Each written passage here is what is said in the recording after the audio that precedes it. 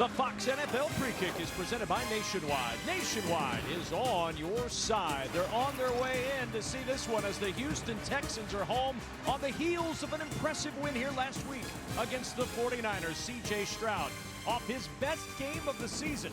But here comes the Denver Broncos. Quarterback Bo Nix and these Broncos are red hot with plans to derail Houston today. Hi again, everybody. Alongside my partner, Daryl Johnston, I'm Kevin Kugler. Well, Denver played Dallas last week. Dallas and Houston just a few miles apart geographically, but a larger distance apart defensively. Absolutely. The 44 points, the most in the Sean Payton era last week. Don't expect that here this afternoon. I expect a much closer game, and it's one of the areas that Sean Payton feels his team has really taken a step. Only 1-6 last year in one-score games, already 4-2, likes the makeup of his team.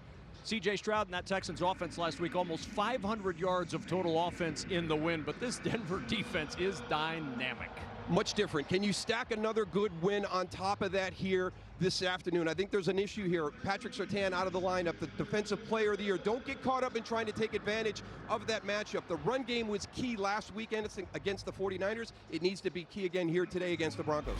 Well, that Texans offense gets a little help today. Nico Collins is back in the lineup. A challenge for Denver without Pat Surtain. Riley Moss may draw first duty there as Cortland Sutton has to deal with a fully healthy Texans secondary led by Derek Stingley.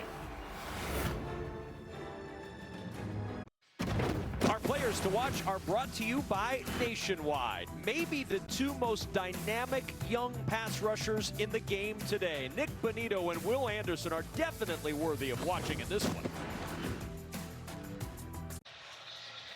Good mix of Broncos and Texans fans, not only outside but inside here in Houston.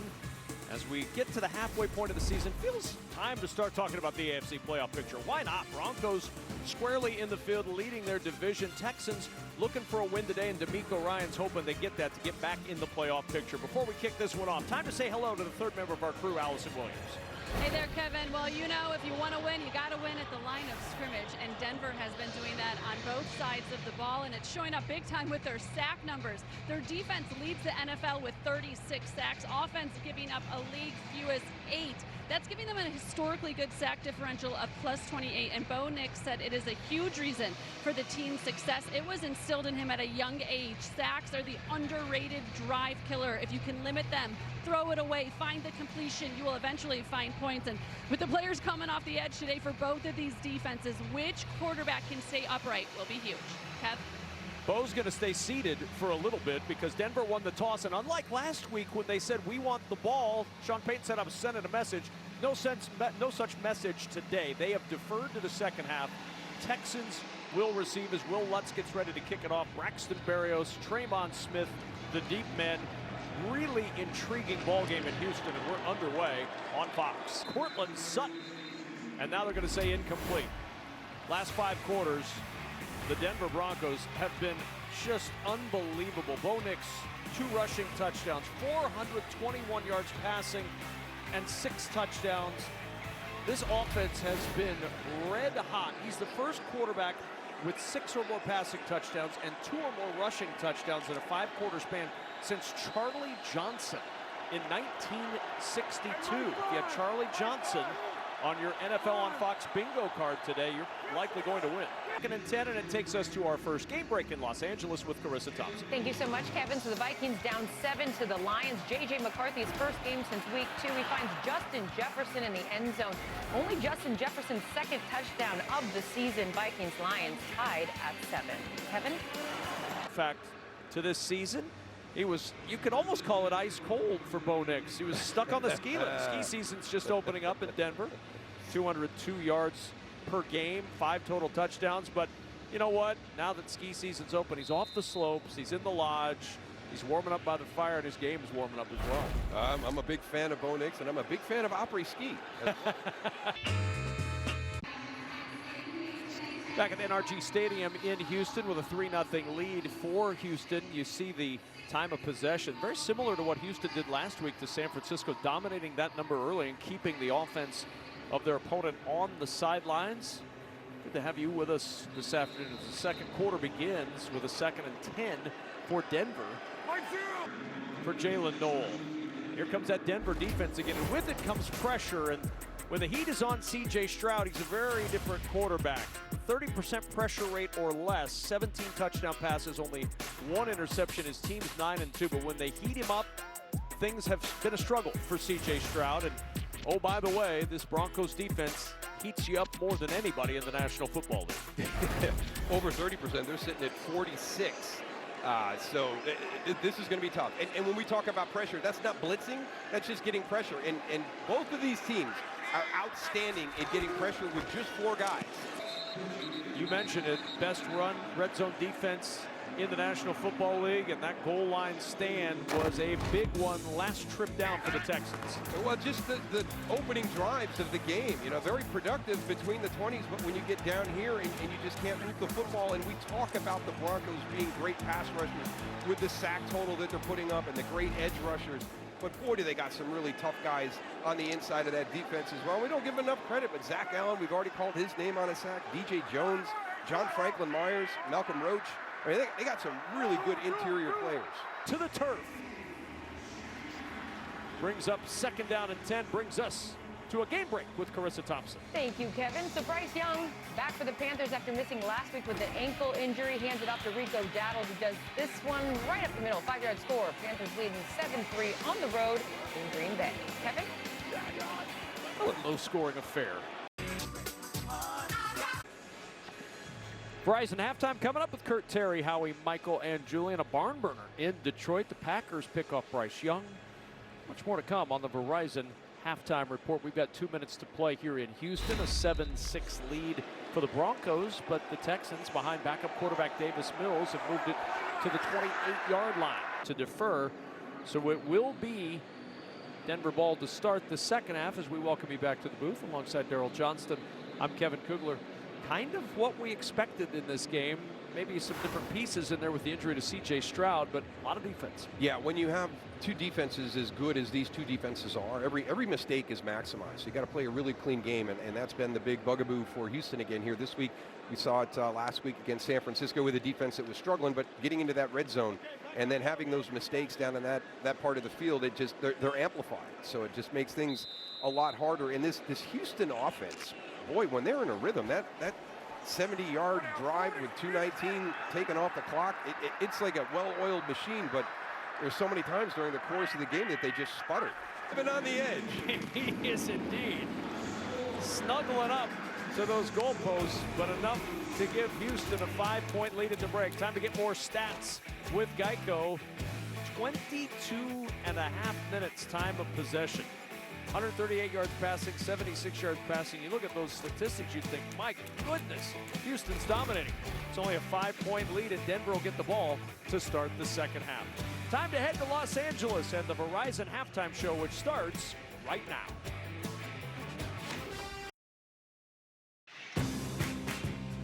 Houston's using the leg of Kaimi Fairbairn to take the lead at halftime. Second half with Denver's offense on the field when we return.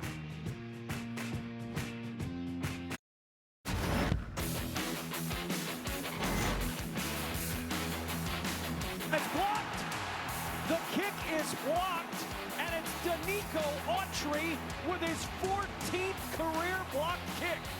Knicks backside pressure from Hunter down the sideline, and it's intercepted.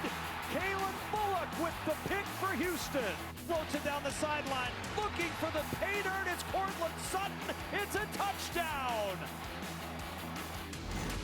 That was today's game flow presented by Progressive. A game with the lone touchdown and a lot of field goals. Bo Nix 6 of 17 in the first half. C.J. Stroud continuing to be evaluated for a concussion and some miscues, leading the way for Denver.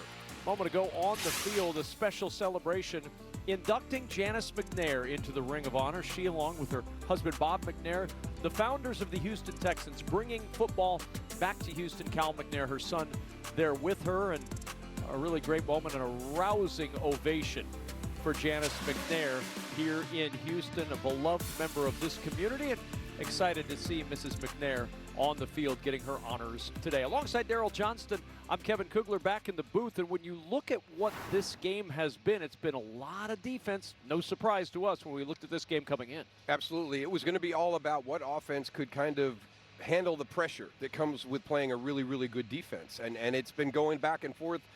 Denver's had several miscues here, and we get away from, just the offensive and defensive part of the game, but special teams. And this is something that Sean Payton had talked to his guys about this week. And for it to happen after you address it just shows you what you have to. Every single play has to be critical. You have to focus. And then you can't have turnovers in games like this. And then an opportunity to maybe get some more points at the end of the half, you muff a punt. And let's not say that it's all been on Denver, right? The reason that Houston is kicking field goals is because when they get into the red zone, they're committing costly penalties. So a lot of mistakes, which you can't have when you've got two great defenses on the field. Houston 0 for 3 in the red zone today. Second time in Houston history that they've made 4 field goals in a half. The other was week 5 of 2007 against Miami. So Fairbairn has put his leg to work today. And from the 3-yard line, it's Tyler Bidet. And Bidet trying to find some room, diving to the 25-yard line. Allison Williams talked to both coaches. Allison. Well, with the Broncos offense coming back on the field, head coach Sean Payton said they found themselves in way too many 3rd and longs, and they need to find some more balance between the run and the pass game. He also said, though, they've been in this position before. He goes, I expect us to have the right response here in the second half. As for DeMeco Ryans and the Texans, they are officially without C.J. Stroud for the remainder of this game. He will not return as he is in concussion protocol. He said, yes, it hurts, but we have to push forward. The game doesn't stop. Everybody has to pick it up and pull their weight, and we'll be just fine. The flag was thrown on this play, taken off because there was no contact to the head or neck area, just a hard hit that ended up with his head hitting the turf. And that's the big part of this is you can see the clean hit right there, and there's, we need to slide a little bit sooner. We need to lay off the quarterback when he slides. But the big thing on that play is the helmet to the turf. And that's where you can run into some issues there when you talk about concussions. Beautiful Houston, Texas, as we enjoy a perfect autumn afternoon here in Houston with Daryl Johnston, Allison Williams on the sidelines. Mike Pereira is in our studio. I'm Kevin Kugler. Good to have you with us in a fun ball game today. 15-7 Houston. 6:53 to go in the third. Davis Mills on for the injured C.J. Stroud and going to work from the 44-yard line after the penalty on Mitchell Fraboni. He marks out to midfield.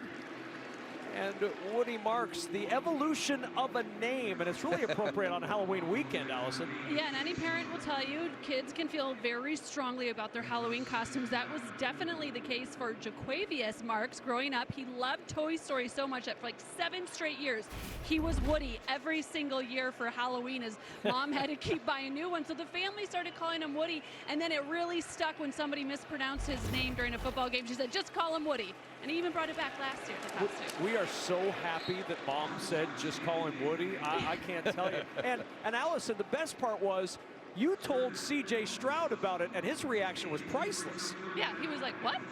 His name isn't just Woody? That's a nickname? He had no idea. It's hilarious. He goes, oh, I'm going to give him a hard time about that one. Well, forward to Carissa Thompson, who's actually behind us in Los Angeles with a game. J.J. McCarthy, Kevin, making his 3rd start in the NFL, making it look easy. Takes this one himself. This is his 3rd touchdown of the day. Vikings lead by 10 on the road. Lions driving. We will keep you updated. Kev? So Bo Nix coming back to work, and anytime you're a quarterback in Denver, you're always compared to the standard, and that standard is first John Elway, then later Peyton Manning, and you see through the first 25 career starts, the record the same, the yardage much more significant for Bo Nix than even John Elway had through his first 25 starts. I was blown away when I saw that, the amount of rush yards that were there, and that's the one thing that we have to credit the Houston Texans defense. He had 0 rush yards today. I mean, that's a phenomenal job of that ability to pressure the quarterback without allowing escape lanes. 15-7 Houston at our NRG Stadium in Houston as we move to the 4th quarter of play. 2 terrific defensive teams living up to all the expectations, but this is when the Broncos this year have shined, but look who's right behind them in 4th quarter point differential. It's the Houston Texans. Timeout. Next Sunday, we have a Week 10 Fox NFL doubleheader. First, the Giants take on the Bears. The Ravens face the Vikings, and the Saints against the Panthers. Then it's America's Game of the Week as Jared Goff and the Lions look to avenge their NFC divisional playoff loss to Jaden Daniels and the Commanders. Some will see the Rams 49ers NFC West showdown. That's next Sunday right here on Fox. Check local listings for the game in your area. This season, when trailing to start the fourth quarter, the Denver Broncos are 3-0. Their last 5 games, Moose, they've outscored their opponents 75-20 in the fourth quarter of play. That sounds pretty good. It seems like that's a trend you'd like to continue if you're Sean Payton. We're down 15-7, and we got you right where we wanted you. Exactly. On the tackle. Well, could there be a change atop the AFC West? The Chiefs have won the division 9 straight seasons. Only the Patriots have won it more consecutive years. Last time someone other than the Chiefs led the division outright after October was the Raiders in the first week of November 2021. But the Broncos currently alone in first place. First time after October they've done so since they won the division in 2015. And of course that year they won the Super Bowl. Long way to go in a really good division. Chiefs play the Bills later on today. The Chargers right now are locked up in a touchdown tussle with Tennessee. 39-yard line, 7-yard pickup as we go to Carissa Thompson for a game break. Thanks, Kev. Packers looking for their 4th straight win, but trailing the Panthers by 7. Josh Jacobs punches it in for the score. We're all tied at 13. Panthers ball with under 2 minutes to play. Kev? I believe this is known as the witching hour. We have entered that throughout the National Football League. Tight game in Green Bay, tie game here. A couple of other close games around the league right now. Stop as we get another game break with Carissa. Thank you so much, Kevin. You guys got a good game there, a good game here, and it all came down to Ryan Fitzgerald. 49-yard field goal gives the Panthers the 16-13 win over the Green Bay Packers, who had the best record in the NFC. That's your final. Panthers go to 5-4. Kevin? Oh, he's spoiling Jordan Love's birthday at Lambeau. He doesn't know yet. Don't spoil that for the guy in a Jordan Love jersey here. For Will Lutz, going this direction. And Will Lutz, we know he's got a big leg. No rush, obviously, but from 63 with plenty to spare. It's amazing today how these kickers hit the football. And I know everybody talks about what they're able to do and get them ready. Sure, that adds a little bit to it, but man. And when you talk to people, they'll always say it's actually the mechanics of the kick. It's the snap, it's the hold, where it's going to be perfect every time, and the kicker doesn't have to worry about anything. He can just focus on that kick and striking that ball perfect. Out across the 35 and down near the 36.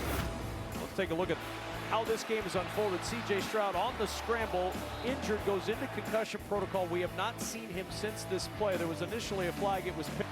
The next drive for Denver, they get the touchdown to Cortland Sutton, and it's been the leg of Kaimi Fairbairn that's provided all the points today for the Texans. 5 field goals to put 15 on the board. Denver coming back to tie with the R.J. Harvey touchdown, the 2-point conversion to Troy Franklin, and here we are. 15-15, 2 timeouts, 50 seconds left. Will Lutz, who hit a field goal from 63 in warm-ups, hoping for a chance to win it here, is good. And the fourth quarter magic remains for Denver.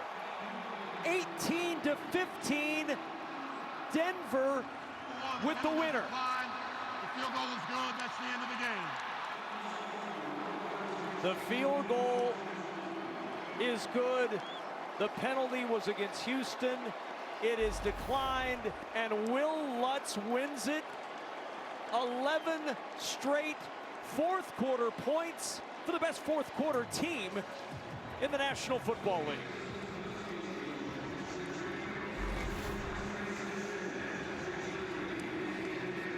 (18-15), the Broncos with their 6th straight win. We'll have more from Houston in a moment on Fox.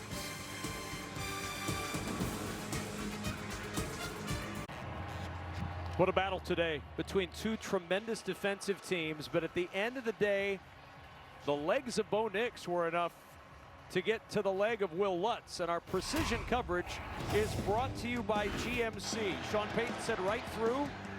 Good coaching. Will Lutz delivers right through for the game winner, 12th in his career.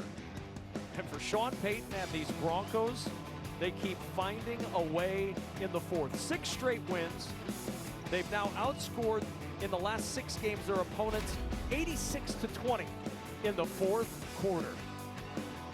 18-15, Denver with the win over Houston. Coming up next, the State Farm postgame here on Fox.